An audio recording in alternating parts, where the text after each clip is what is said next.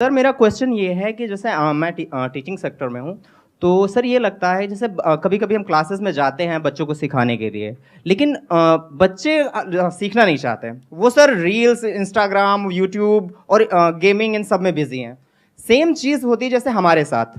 जैसे अभी लेटेस्ट में आपका एक वीडियो अपलोड हुआ एआई से जनरेटेड। तो हम लोगों ने देखा उसको, और उसके बाद थोड़ा सा अंदर से आग टाइप की आई। फिर उसके बाद हमने पढ़ना शुरू किया चीज़ों को, एआई क्या होता है, कौन कौन से इस समय टूल्स चल रहे हैं एआई के। लेकिन सर मैंने फिर से ये ऑब्जर्व किया, और काफ़ी लोगों को मैंने शेयर भी किया, कि वहाँ पे हमें ये तो समझ आया कि हमें एआई टूल्स के बारे में जानना चाहिए, उनको सीखना चाहिए, लेकिन फिर भी हम सीखते क्यों नहीं उनके बारे में। फिर हम गिव अप कर देते हैं, फिर वही रील्स और Instagram, YouTube reels, Facebook reels, यही सारे में बिजी हो जाते हैं। तो कहीं ना कहीं सर ये जानते हुए भी कि हमें अपना टाइम वेस्ट नहीं करना चाहिए, फिर भी हम अपना टाइम वेस्ट करते रहते हैं। अच्छा, एक बात बताइए, मेरा आपसे एक क्वेश्चन है। आपने एक क्वेश्चन पूछा, मैं आपसे एक क्वेश्चन पूछ सकता हूँ? Yes sir, yes sir. मेरा आपसे एक क्वेश्चन है कि इस दुनिया में क्या आपको पता है कि 99% जो लोग होते हैं वो इतने सक्सेसफुल नहीं हो पाते अपनी लाइफ में। Yes sir. और जो 1% या उससे भी कम, मान लो 0.1% या 0.01% ऑफ द वर्ल्ड्स पॉपुलेशन, वो कुछ कमाल का कर पाते हैं। Yes sir. तो ऐसा क्यों होता है? क्या डिफरेंस होता है उन लोगों में? सर वो फोकस रखते हैं अपने काम पे और डिस्ट्रैक्शन से बचते हैं। आपको क्या लगता है कि जो लोग ऐसे हैं जो कुछ कमाल का कर रहे हैं दुनिया में, फॉर एग्जांपल इलॉन मस्क हैं, उनकी लाइफ में अगर वो डिस्ट्रैक्ट होना चाहें तो क्या डिस्ट्रैक्शंस की कमी है? बिल्कुल, बहुत सारे डिस्ट्रैक्शन। जितनी आपके पास में है डिस्ट्रैक्शंस, जिसको भी आप डिस्ट्रैक्शंस बोलते हो, जी। उससे ज्यादा ऑप्शंस है उनके पास में या कम है? ज्यादा। तो वो जो चाहे वो कर सकते हैं। बिल्कुल सर। यानी जो आपकी वाइल्डेस्ट फैंटेसीज हैं, उससे कहीं जो आप घर में बैठ करके रात को इमेजिन करते हो, वो चाहे तो एक्चुअल में वो सब पूरी कर सकते हैं। आप समझ रहे हो मेरी बात? Yes sir, yes sir. तो डिस्ट्रैक्शंस उनके पास आपसे बहुत ज्यादा है। फोकस कहां से आ रहा है उनके पास में? उनके पास में तो वो सब कुछ है जो उनको चाहिए, उससे बहुत ज्यादा है। तो ये फोकस कहां से आ रहा है? एक मिनट, ये इंपॉर्टेंट क्वेश्चंस हैं, बोलो मत, सुनो आराम से, ठंडे दिमाग से। यही हमारी प्रॉब्लम है, बहुत जल्दी बोलते हैं, इसीलिए डीपली कभी समझ नहीं पाते, इसीलिए हमारी लाइफ में एक्चुअल में कोई चेंज नहीं आता है। बट ऊपर ऊपर लेवल से सुन लेते हैं, हाँ सर बहुत बढ़िया बोल रहे हो, बहुत बढ़िया बोल रहे हो, बहुत अच्छा लग रहा है सर, तालियां बजाई। उसके बाद में घर गए, वही किया जो कर रहे थे, कोई फर्क नहीं आया। सर मुझे लगता है कि वो एक बार जो गोल उन्होंने डिसाइड कर लिया, उसी से रिलेटेड चीज़ों को पढ़ते हैं, उस गोल से रिलेटेड लोगों से मिलते हैं, उनके साथ में उठते बैठते हैं, तो वैसी ही बातें होती हैं। ऐसा तो नहीं है। अगर आप इलोन मस्क की लाइफ को ध्यान से स्टडी करोगे तो देखो उन्होंने अपनी लाइफ में क्या क्या किया। So there is no one particular goal in his life, there are multiple goals. उनकी एक कंपनी है जो कुछ और ही कर रही है, दूसरी है जो कुछ और ही कर रही है, तीसरी है जो कुछ और कर रही है। तो ऐसा भी नहीं है कि उनका कोई एक ही गोल है जिसके ऊपर वो फोकस्ड है, जैसा हमको लगता है। जैसे सर आपने पूछा कि उनका क्या गोल होता है, जो अपना काम के प्रति हमेशा एक्टिव रहते हैं और वो डिस्ट्रैक्ट नहीं होते। तो उनको एक मतलब माइंड में ये रहता है कि दुनिया को कुछ प्रॉब्लम सॉल्व करके देना है, दुनिया को कुछ टेक्नोलॉजी देना है, दुनिया कुछ ऐसा कुछ दे के जाना है कि आने वाला जनरेशन को ऑटोमेटिक वो करते जाते हैं। एक बात को मेरी ध्यान से समझना, एक है जो कहानी आपको सुनाई जाती है और एक है जो कहानी एक्चुअल में होती है। दोनों में जमीन आसमान का फर्क होता है। एक स्टोरी है जो ये लोग आपको सुनाते हैं या जो आप तक पहुंचती है, और वो कैसे पहुंचती है? एक मार्केटिंग की, पीआर की पूरी दुनिया है जिसके थ्रू एक कहानी आपको बताई जाती है। और एक्चुअल में जो कहानी होती है वो सिर्फ उस इंसान को पता होती है कि एक्चुअल में कहानी क्या है। मेरी बात आई एम नॉट श्योर आप में से कितनों को समझ आ रही है, कितनों को नहीं आ रही है। एक है आपकी माइंड में जो इमेज बनी हुई है एक पर्टिकुलर एंटरप्रेन्योर की, जो हो सकता है पीआर की और मार्केटिंग की पूरी मशीनरी है, उन्होंने एक स्टोरी क्रिएट करी है और उस स्टोरी के अकॉर्डिंग, उस नैरेटिव के अकॉर्डिंग कुछ एक्शंस ले रहे हैं जिससे कि उनकी इमेज पॉजिटिव बिल्ड हो आपके माइंड में, जिससे कि आप उन पे ट्रस्ट करो और आपको लगे कि वो बहुत अच्छे इंसान है। क्योंकि अगर आप उन पे ट्रस्ट नहीं करोगे तो वो कोई भी काम नहीं कर सकते हैं। अगर वो कोई भी काम में सक्सेसफुल होना चाहते हैं तो उनको आपका ट्रस्ट चाहिए। तो पहले तो इस कहानी को डिकोड करना सीखो लाइफ में, और उनको छोड़ो। आप भी तो ऐसे ही हो। एक कहानी है, आप में से कितने हैं जो मैरिड है? हाथ ऊपर करिए। तो एक कहानी है जो आप अपने हस्बैंड को या वाइफ को सुनाते हैं, और एक कहानी है जो एक्चुअल में आपके अंदर चलती है। दोनों में फर्क है या नहीं है? हर इंसान का एक होता है एक्चुअल मोटिवेशन, वो अगर उसने आपको बता दिया तो आपको उस इंसान से नफरत हो जाएगी। तो एक है उसकी रियल मोटिवेशन, एक है जो वो प्रोजेक्ट कर रहा है। मेरी बात समझ नहीं आने वाली। 99% लोगों को नहीं आने वाली। क्यों? क्योंकि ऐसे ऐसे लोग हैं जिनके बारे में मैं बात कर रहा होता हूं अपनी वीडियोस में कि ये लोग एक नंबर के चोर हैं, फ्रॉड है, घटिया हैं, और नीचे कमेंट में जाकर के लोग मेरे नाम को उनके नाम के साथ में जोड़ करके कहते हैं बस यही 5 लोग सही है, और मैं उन्हीं की बात कर रहा हूं।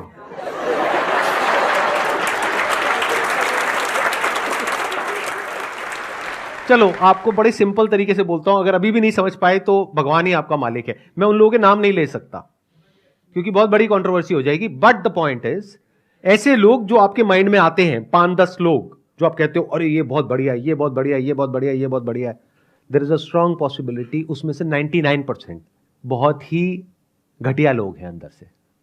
अगर उनके एक्शंस को देखोगे, उनके वर्ड्स को नहीं देखोगे तो आपको समझ आना चाहिए एक इंसान किस तरीके से एक्ट कर रहा है, यानी उसके एक्शंस को डिकोड करना पड़ेगा और जो वो बोल रहा है उसमें देखना पड़ेगा कि क्या कॉन्ट्रडिक्शन है, तब आपको समझ आएगा कि कौन असली है कौन नकली है।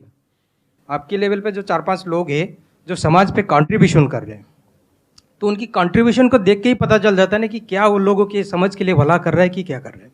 नहीं पता लगता है। क्यों? मैं बता देता हूं। 3 तरह के लोग हैं, आराम से फिट कर लेना इन 3 कैटेगरीज में लोगों को।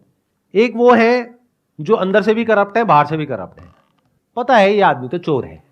दूसरे हैं जिनके जो काम है वो बहुत ही घटिया है, लेकिन बाहर से इमेज ऐसी है कि वो बहुत अच्छे इंसान है, यानी उनकी बातें बहुत अच्छी हैं, बहुत पॉलिश्ड है, बहुत साफ सुथरी है, बहुत लॉजिकल है। आप सुनोगे आप मंत्र मुग्ध हो जाओगे सुन करके। आपके हाथ ये जो 2 अलग अलग हैं वो आकर के ऐसे जुड़ जाएंगे और आप ऐसे सर झुका लोगे, तो वो वाह क्या बात है।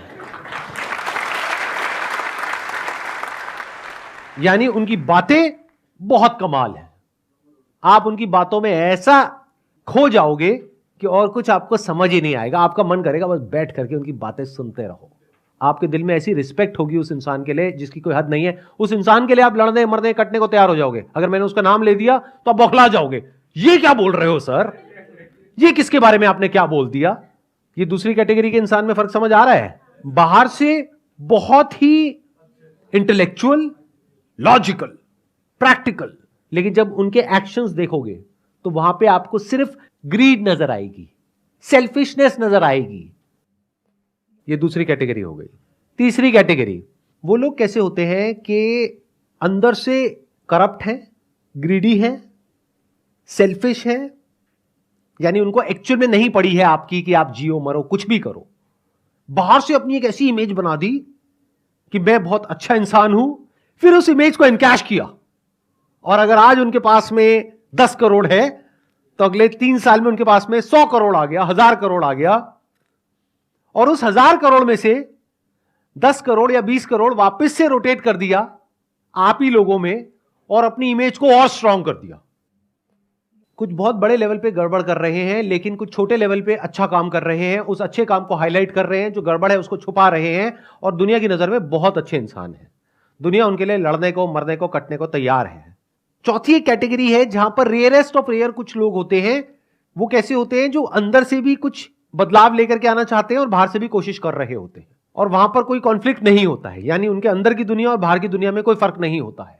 जैसे वो अंदर से है वैसे ही बाहर से है, यानी कि कोई प्रोपेगेंडा नहीं है, कोई पीआर नहीं है, कोई मार्केटिंग नहीं है, जो है सो है। बट ऐसे लोग रेयरेस्ट ऑफ रेयर होते हैं। अब ऐसे लोग कैसे बनते हैं? क्या ये आपका क्वेश्चन है? इस कैटेगरी में आपको आना है या बाकी की जो 3 कैटेगरीज है उसमें आना है? क्योंकि जो बाकी की 3 कैटेगरीज हैं उन लोगों के पास भी पैसा कम नहीं है, पावर कम नहीं है। अगर उस तरह से आप फोकस होने की बात कर रहे हो तो आपको क्या चाहिए? आपको ग्रीड चाहिए, आपके अंदर लालच होना चाहिए।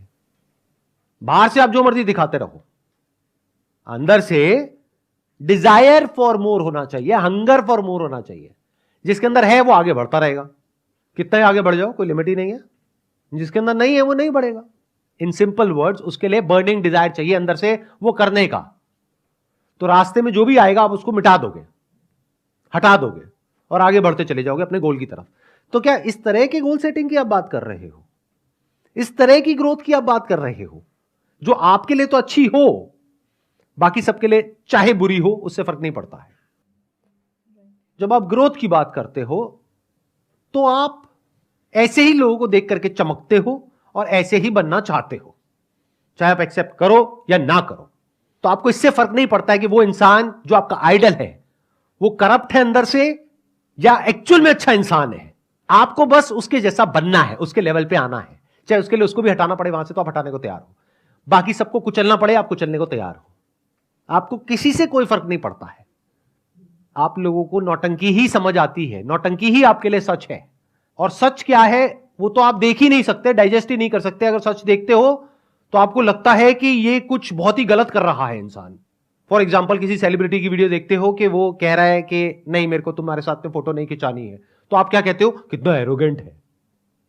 जबकि सच यही है, कोई आपके साथ में फोटो नहीं खिंचाना चाहता है। जब नए नए स्टार बनते हैं, नए नए फेमस होते हैं तो बड़ा मजा आता है फोटो खिंचा करके। एक पॉइंट के बाद में जा करके इरिटेटिंग होता है। अब ये कोई नहीं बोलेगा, आप बोल देते हो, लेकिन मैं तो बोलूंगा, मेरे को आपके बाप का कर्जा थोड़ी देना है। मुझे आपसे कुछ चाहिए थोड़ी है। मैं तो बहुत केसेस में मना ही कर देता हूं।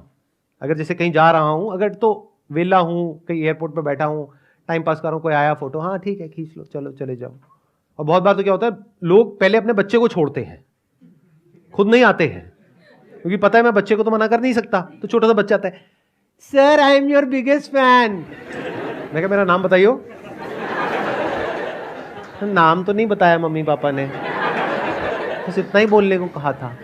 चल बेटा क्या चाहिए, फोटो खींचनी है, ठीक है आजा खींच ले। उधर से पापा मम्मी झांक रहे होते हैं, आपको भी खींचनी, हाँ हाँ चलो खींचो जाओ। बट अगर ऐसा एक्चुअल लाइफ में आप होते हुए देख लोगे, ये जो लोग एक्सपोज करते हैं लोगों को, मैं तो खुद अपने आप को एक्सपोज कर रहा हूं इस वक्त। क्या मुझे बहुत अच्छा लगता है आप लोगों के साथ में फोटो खिंचा करके? अरे नहीं, बिल्कुल नहीं लगता है। यहां पे हर सेशन में आकर के लोग ये समझते हैं, सोचो मेरे हफ्ते में 2 सेशंस होते हैं, हर सेशन में 200 लोग आते हैं, तो वो किस एक्सपेक्टेशन में आते हैं कि मैं आऊंगा और एक एक के साथ में सेल्फी खिंचाऊंगा। ये आपकी एक्सपेक्टेशन है। क्या ये मेरे टाइम का सही यूटिलाइजेशन है? क्या मैं यहां पे बैठ करके 2 घंटे तक या 4 घंटे तक आप लोगों के साथ में एक एक करके फोटो खिंचाऊं, या अपना कोई और ढंग का काम करूं? चाहे वो इस सेशन से रिलेटेड हो, चाहे मेरे बिजनेस से रिलेटेड हो, चाहे मेरी पर्सनल ग्रोथ से रिलेटेड हो, कुछ भी हो वो करूं, बजाय आपकी ईगो को सेटिस्फाई करने के। क्योंकि आप भी फोटो मेरे लिए नहीं खिंचा रहे हो, इस सच को देख लो। आप इसलिए खिंचा रहे हो क्योंकि आपको अपनी पूरे फ्रेंड सर्कल में, रिलेटिव्स में ये दिखाना है कि अरे देख मैं तो जानता हूं इसको, अरे मैं मिला था, साथ बैठे थे, उसके बाद हमने लंच भी किया था। So I am not concerned about your desires, as rude as it may sound. I am concerned about your needs. दोनों में बड़ा फर्क है। डिजायर तो इस पूरी दुनिया में एक भी इंसान के सारे पूरे नहीं करे जा सकते हैं। जो नीड्स हैं वो सबकी पूरी करी जा सकती है। तो I am working on what is required, what is needed, not what you desire. क्योंकि आपको खुद भी नहीं पता है आप जो दुखी हो अपने डिजायर्स की वजह से ही हो। बट वो एक बहुत बड़ा टॉपिक है, तो अभी हम उसको शुरू नहीं करेंगे, नहीं तो हम कहीं और ही चले जाएंगे। आपके अंदर डिजायर्स भी और फियर्स भी हैं, बट आपके फियर्स आपके डिजायर से बड़े हैं। तो आप अपने एक लेवल पे जाकर के अटक गए हो, क्योंकि अगर उस लेवल को छोड़ा बड़े लेवल के लिए, तो हो सकता है वो लेवल भी हाथ से चला जाए। तो आपके अंदर डर है कि अगर मैं इससे नीचे आ गया तो क्या होगा। तो ये डर आपको आगे बढ़ने नहीं देता है। मतलब जिसके अंदर फियर डिजायर से बहुत ज्यादा है वो लाइफ में आगे नहीं बढ़ पाएगा, एक लेवल पे आकर के रुक जाएगा। 99% लोग ऐसे ही हैं। बट कुछ लोग ऐसे होते हैं जिनके अंदर डिजायर फियर से बड़ा होता है।